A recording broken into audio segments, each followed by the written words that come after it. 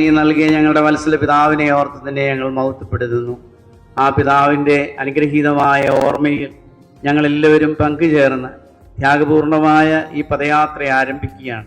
ഞങ്ങളോടൊപ്പം ആയിരിക്കുന്ന എല്ലാവരെയും പ്രാർത്ഥന കൊണ്ടും മറ്റേതെങ്കിലും തരത്തിൽ ഞങ്ങളെ സഹായിക്കുകയും ചെയ്യുന്ന എല്ലാവരെയും തൃക്കരങ്ങളിൽ ഭരമേൽപ്പിക്കുകയാണ്. ഇവിടെ ആയിരിക്കുന്ന പ്രിയപ്പെട്ട വൈദിക സഹോദരങ്ങൾ, ഏഴയായ എനിക്ക് നീ നൽകപ്പെട്ട പൗരോഹിത്യത്തിൻ്റെ നൽവരങ്ങളാൽ ഈ പ്രിയപ്പെട്ട മക്കളെയും അവരുടെ എല്ലാ നിയോഗങ്ങളെയും പ്രത്യേകിച്ചും അനുഗ്രഹകരമായ ഈ പദയാത്രയും അവിടുത്തെ പരിശുദ്ധ സ്ലീബായിൽ സംരക്ഷിച്ച് ആശീർവദിച്ച് അനുഗ്രഹങ്ങൾ കൊണ്ട് നിറയ്ക്കുന്നു. പിതാവിൻ്റെയും പുത്രൻ്റെയും ജീവനുള്ള പരിശുദ്ധ റൂഹായുടെയും തിരുനാമത്തിൽ തന്നെ.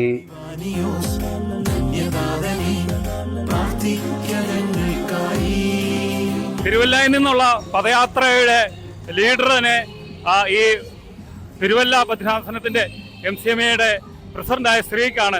കൃത്യമായിട്ട് ഈ യാത്ര ഇത് എത്ര ദിവസം കൊണ്ടാണ് തിരുവനന്തപുരത്ത് എത്തിച്ചേരുന്നത്? ഇത് 10-ാം തീയതി ആരംഭിച്ച് 14-ാം തീയതി തിങ്കളാഴ്ചയാണ് പട്ടത്തെത്തുന്നത്. 10-ാം തീയതി വൈകിട്ട് ഖബർ ചാപ്പലിലെത്തും. തുടർന്ന് അവിടെ തിരിപ്രദക്ഷിണവും അടുത്ത ദിവസം അവിടെ വിശുദ്ധ കുർബാനയും ഉണ്ടായിരിക്കുന്നതാണ്.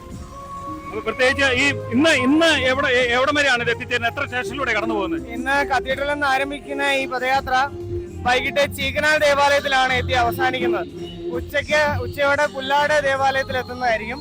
ഉച്ചയ്ക്ക് ശേഷം ഭക്ഷണത്തിന് ശേഷം അവിടുന്ന് മാരാമൺ കോഴഞ്ചേരി വഴി ഇലന്തൂർ ചീക്കനാൽ, അങ്ങനെയാണ് ഇന്നത്തെ പദയാത്ര പ്ലാൻ ചെയ്തിരിക്കുന്നത്. ഈ പദയാത്രയിൽ ഈ യുവജനങ്ങളുടെ സഹകരണവും പ്രാതിനിധ്യം എന്തുമാത്രം ശക്തമാണ്? വളരെയേറെ ഇതിന്റെ ഒരു ഒരുക്കമായിട്ട് നമ്മൾ പ്രാർത്ഥനകളിലും എല്ലാം യുവജനങ്ങൾ സജീവമായിട്ടുണ്ട്. മുഴുവൻ നടക്കാൻ നമുക്ക് 15-ലേറെ യുവജനങ്ങൾ ഈ പദയാത്രയിലുണ്ട്.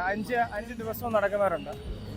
അതോടൊപ്പം തന്നെ ഈ ഓരോ വർഷവും വിശ്വാസികളുടെയും അതുപോലെ തന്നെ സിസ്റ്റേഴ്സ് വൈദ്യരുടെയൊക്കെ ഒരു എണ്ണം കൂടി വരുവാണ് ഈ പദയാത്രയിൽ. അതിന് കൃത്യമായിട്ടും കാരണം എന്താണ്? ഈ ധന്യനോടുള്ള ഒരു വിശ്വാസവും അതുപോലെ തന്നെ ഈ പ്രാർത്ഥനാ നിയോഗങ്ങൾക്കൊക്കെ വലിയ ഒരു ഉത്തരം കിട്ടുന്നതൊക്കെ ഇപ്പോൾ ഇടയ്ക്ക് കുർലോസ് തിരുമേനി പറയുണ്ടായി. അത് എന്തുമാത്രം ഈ യുവജനങ്ങളിലും വിശ്വാസത്തിൽ എന്തുമാത്രം അത് സ്വാധീനം ചെലുത്തിയിട്ടുണ്ട്? പ്രത്യേകിച്ച് പിതാവിന്റെ ജീവചരിത്രം വായിച്ച് വളരുന്ന യുവജനങ്ങളാണ് സഭയിലുള്ളത്. അത് വായിക്കുമ്പോൾ തന്നെ യുവജനങ്ങൾക്കൊരു പ്രചോദനമാണ്. തുടർന്ന് പിതാവിന്റെ പദയാത്രയിലും മധ്യസ്ഥ പ്രാർത്ഥനയിലും ഒക്കെ അവര് ഭാഗമാകുമ്പോൾ അവർക്ക് പല കാര്യങ്ങളും അവർക്ക് നേടിയെടുക്കാനായിട്ട് സാധിക്കുന്നുണ്ട് പിതാവിന്റെ മധ്യസ്ഥം വഴി. ഈ കഴിഞ്ഞ പദയാത്രയിലൊക്കെ മുഴുവൻ നടന്ന ആളുകളുടെ അനുഭവക്കുറിപ്പ് ഉൾപ്പെടെയുള്ള പ്രാർത്ഥനാ മഞ്ജരി പ്രസിദ്ധീകരിച്ചിട്ടുണ്ട്. അവരേറെ അനുഗ്രഹമാണെന്ന് തന്നെയാണ് പറയുന്നത്. അങ്ങനെ ഓരോരുത്തരും അവരുടെ അനുഭവങ്ങൾ പങ്കുവെക്കുമ്പോഴാണ് ഓരോ വർഷവും പുതിയ ആളുകൾ ഈ പദയാത്രയിലേക്ക് വന്നു ചേരുന്നത്. ഈ പദയാത്ര അവസാനിക്കുമ്പോൾ എത്ര ഒരു വലിയൊരു ജനസമൂഹം ഉണ്ടല്ലോ, അത് എത്ര പേരെ നിങ്ങൾ ഉദ്ദേശിക്കുന്നത്? എത്ര പേരെയാണ്? നമുക്ക് ഓരോ വർഷവും കൂടി വരുന്നതാണ്. പല ഭാഗങ്ങളിൽ നിന്ന്, പ്രത്യേകിച്ച് മാവേലിക്കര, പത്തനംതിട്ട, പാറശാലയിൽ നിന്ന് വരെ യുവജനങ്ങൾ പട്ടം കത്തീഡ്രലിൽ എത്തുമ്പോൾ എത്തിച്ചേരുന്നതാണ്. പ്രത്യേകിച്ച് 14-ാം തീയതി തിരുവനന്തപുരത്തുള്ള പദയാത്രയിൽ ആയിരക്കണക്കിന് ആളുകളാണ് സ്ഥിരം പങ്കെടുക്കുന്നത്. വലിയൊരു ജനാവലിയോടെയാണ് പട്ടം കത്തീഡ്രലിലേക്ക് ഈ പദയാത്ര എത്തിച്ചേരുന്നതും തിരുപ്രദക്ഷിണത്തിൽ പങ്കെടുക്കുന്നത്. നമ്മുടെ ഈ ആത്മീയ പദയാത്രയെ കൃത്യമായിട്ട് ഒരു ആത്മീയ യാത്രയുമായിട്ട് എന്തുമാത്രം ഇതിന് സഹായകരമായി മാറുന്നുണ്ട് യുവാനിസ് തിരുമേനിയുടെ യാത്രയുമായിട്ട് ബന്ധപ്പെട്ട്? ഞങ്ങളെ സംബന്ധിച്ചിടത്തോളം പുണ്യപിതാവിൻ്റെ ഈ അനുഗ്രഹീതമായ 72ാമത്തെ ഓർമ്മ ഞങ്ങളേറെ സന്തോഷത്തോടുകൂടി ആചരിക്കുകയാണ്. പ്രത്യേകിച്ചും ഒരു കത്തോലിക്കനായിരിക്കുക എന്നുള്ളത് വലിയ സൗഭാഗ്യമാണ്. നമ്മുടെ കർത്താവ് പ്രത്യേകം ആഗ്രഹിച്ചു സഭകളെല്ലാം ഒന്നാകണം, ശിഷ്യന്മാരെല്ലാവരും ഒരേ കണ്ണിയിൽ കോർത്തിണക്കപ്പെട്ടവരായിരിക്കണമെന്ന് പ്രത്യേകമായിട്ട് ആഗ്രഹിച്ചു. അതെല്ലാം സാധ്യമാകാനായിട്ട് ദൈവം നിയോഗിച്ച ഈ വല്യപിതാവിൻ്റെ ആത്മീയത ഞങ്ങളെ നിരന്തരമായിട്ട് ഓരോരോ ആത്മീയമായും ഭൗതികമായും കാര്യങ്ങളിൽ അനുഗ്രഹിച്ചുകൊണ്ടിരിക്കുന്ന അനുഭവങ്ങൾ ഞങ്ങൾക്കുണ്ട്. അതുകൊണ്ട് തീർച്ചയായിട്ടും ഈ ദൈവജനം, ഈ വലിയ പുരുഷാരം പദയാത്രയായിട്ട് പോകുന്നത് അവരുടെ ജീവിതത്തിലെ സന്തോഷവും നന്ദിയും ദൈവത്തോട് കരയേറ്റുവാൻ വേണ്ടിയിട്ടാണ്.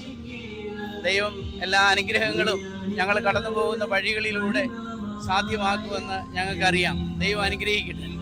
പ്രത്യേകമായിട്ടും ദിവാനിസ് തിരുവേനിയുടെ വിശുദ്ധ നാമകരണ അതിൻ്റെ ആ പ്രോസസ്സിങ് എന്തുമാത്രം ഇപ്പം മുന്നോട്ട് പോയിട്ടുണ്ട് എന്തുമാത്രം അങ്ങ് മനസ്സിലാക്കാൻ സാധിച്ചിട്ടുണ്ട്?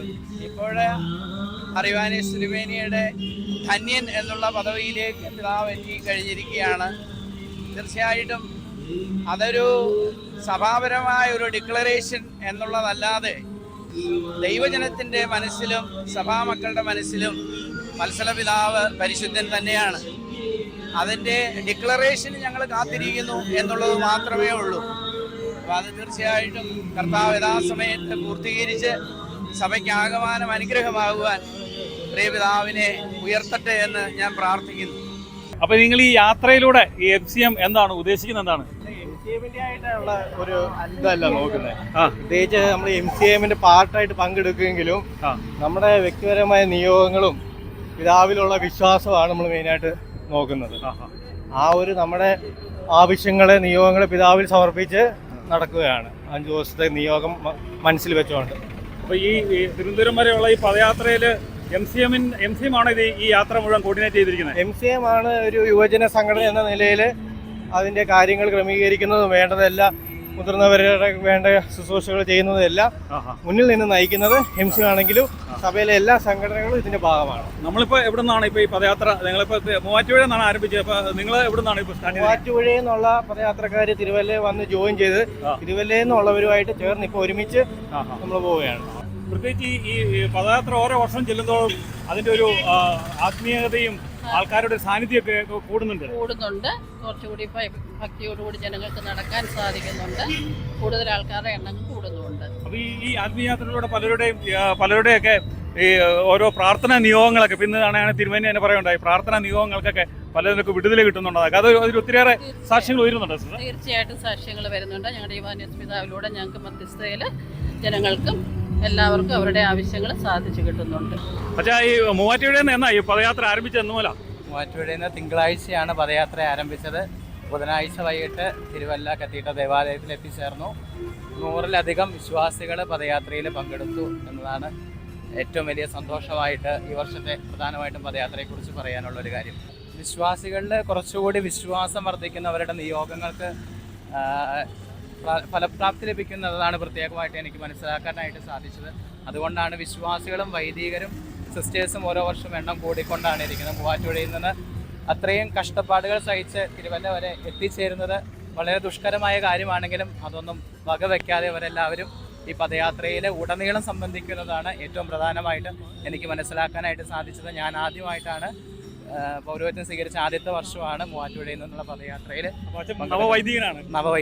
അവിടെ നിന്ന് ഇപ്പോൾ എത്ര പേര് ഇപ്പോൾ മൂവാറ്റുപുഴയിൽ നിന്ന് ഇപ്പോൾ ഈ പദയാത്രയിൽ പങ്കെടുക്കുന്നുണ്ട്? മൂവാറ്റുപുഴയിൽ നിന്ന് ഇപ്പം 20 പേര് പങ്കെടുക്കുന്നുണ്ട്. 2 അച്ഛന്മാരും 20 വിശ്വാസികളും പങ്കെടുക്കുന്നുണ്ട്. ബാക്കിയുള്ള സിസ്റ്റേഴ്സ് എല്ലാം റാന്നിയിൽ നിന്നുള്ള പ്രധാന പദയാത്രയിൽ പങ്കെടുക്കാനായിട്ട് അവരുടെ ശതാബ്ദിക്ക് 100 സിസ്റ്റേഴ്സ് നടക്കുന്നു ഉള്ളതുകൊണ്ട് അവരെല്ലാവരും മൂവാറ്റുപുഴയിൽ നിന്ന് റാന്നി പെരുന്നാട്ടിലേക്ക് പോയിരിക്കുകയാണ്. റാന്നിയിൽ നിന്നാണ് പ്രധാന പദയാത്ര ആരംഭിക്കുന്നത്. അപ്പോൾ എല്ലാവരും മലങ്കര കത്തോലിക്ക സഭയിൽ എല്ലാവരും പ്രധാന പദയാത്രയിൽ നിന്ന് പങ്കെടുത്ത് ഈ പദയാത്രകൾ തിരുവല്ലയിൽ നിന്ന് മൂവാറ്റുപുഴയിൽ നിന്ന് പദയാത്ര ഓമല്ലൂർ ദേവാലയത്തിൽ 9 മണിക്ക് കൂടിച്ചേരും. അങ്ങനെ പ്രധാന പദയാത്രയെ സംഗമിച്ച് ഒറ്റ പദയാത്രയായിട്ടാണ് പട്ടം ഖബറിലേക്ക് യാത്രയാവുന്നത്. ജൂലൈ മാസം 14-ാം തീയതി വൈകിട്ട് 5:30-ക്കാണ് ഖബറിൽ എത്തിച്ചേരുന്നത്. അതിനുശേഷം തുടർന്ന് മെഴുകുതിരി പ്രദക്ഷിണം ഉണ്ടായിരിക്കും. അങ്ങനെയാണ് അതിൻ്റെ ക്രമീകരണങ്ങൾ അറിയിച്ചത്. ധന്യന്മാർ യുവാനിയോസ് പിതാവിൻ്റെ മെത്രാഭിഷേക ശതാബ്ദിയും അതോടൊപ്പം തന്നെ പിതാവിൻ്റെ കല്ലറങ്കിലേക്കുള്ള പദയാത്രയും തിരുവല്ലയിൽ നിന്ന് ഇന്ന് ആരംഭിക്കുകയുണ്ടായി. മൂവാറ്റുപുഴയിൽ നിന്നും ആരംഭിച്ച പദയാത്ര തിരുവല്ല കൂടിയാണ് തിരുവനന്തപുരത്തേക്ക് യാത്രയാകുന്നത്. റാന്നിയിൽ വെച്ചാണ് വലിയൊരു പദയാത്രയായി മറ്റ് സ്റ്റേഷനിൽ നിന്നുള്ളവരെല്ലാം കൂടിച്ചേർന്നുകൊണ്ട് റാന്നിയിൽ നിന്നുമാണ് വലിയൊരു പദയാത്ര ആരംഭിക്കുന്നത് തന്നെ. വലിയ ഒരു യുവജനങ്ങളുടെയും അതുപോലെ തന്നെ സന്യസ്തരുടെയൊക്കെ വലിയൊരു സാന്നിധ്യം ഈ പദയാത്രയിൽ നമുക്ക് കാണുവാനായിട്ട് സാധിച്ചു. പദയാത്രയിലൂടെ ഓരോ വർഷവും കടന്നു പോകുമ്പോൾ ഓരോരുത്തരുടെയും പ്രാർത്ഥനാ നിയോഗങ്ങൾക്കൊക്കെ ധന്യൻ മാർ യുവാനിയോസ് പിതാവിൻ്റെ മാധ്യസ്ഥയാൽ വലിയ സൗഖ്യങ്ങളും അനുഗ്രഹങ്ങളും കിട്ടുന്നതായിട്ട് പലരും സാക്ഷ്യപ്പെടുത്തുകയുണ്ടായി. ഇന്ന് പ്രഭാതത്തിൽ തന്നെ കുർലോസ് തിരുമേനിയുടെ സന്ദേശത്തിൽ തന്നെ അതായിരുന്നു പ്രകടമായിരുന്നത്. അതിനാൽ തന്നെ ഒരു വലിയൊരു ആത്മീയ അനുഗ്രഹത്തിൻ്റെ ഒരു അഭിഷേകത്തിൻ്റെ ഒരു പദയാത്രയായിട്ടാണ് ഈ മലങ്കര കത്തോലിക്ക സഭ ഈ യാത്രയെ കാണുന്നത്. ക്യാമറമാൻ ആൻ്റണി ജോസഫിനൊപ്പം സജി ആൻ്റണി, ഷെക്കീന ന്യൂസ്.